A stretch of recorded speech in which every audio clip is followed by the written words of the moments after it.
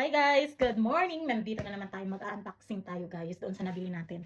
Kakauwi ko lang pala. Galing ako ng school. So alam niyo na ang routine ko everyday. Pati ko mga bata. Tapos uwi ng bahay, maglilinis kung may lilinisin. Tapos work na naman tayo mamaya. Work tayo ng extra. Para sa ekonomiya guys. Ang saon na lang. No? So help niyo ako mag-unboxing tayo kung anong nabili ko. Ang bigat. Tingnan niyo guys. Ang galing Pinas pa to. Yung sa Magic Sarap na no.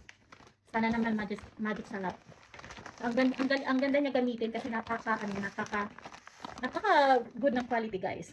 Unboxing tayo doon sa mga nabili ko guys. Bili tayo ng egg, pang baon ng anak ko. Yan. Bili tayo ng wipes. Bili tayo ng yung finish na food na. Lalagay na lang natin sa freezer.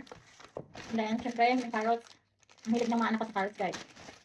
At ito, yung bread. Paborito din ng anak ko. Kahit wala ng rice, ito na lang siya. Kung sa Pilipinas, rice is life. Pagdating dito sa Norway, bread is life. So, take note guys. So, ito yung sa akin, yung yogurt. Siyempre, bili tayo ng mango. Bili tayo ng sibuyas sa dahon. Kung sakaling gagawa tayo ng sabaw or whatever. Fruits, kiwi fruits. Then yung orange na can guys. Orange juice. Same bread. Fish. Sarap to siya guys. Yogurt, paborito ng anak ko. Siyempre, ang Pepsi Max. Hindi yan mawala. Mag-work tayo mamaya. Need natin ng energy.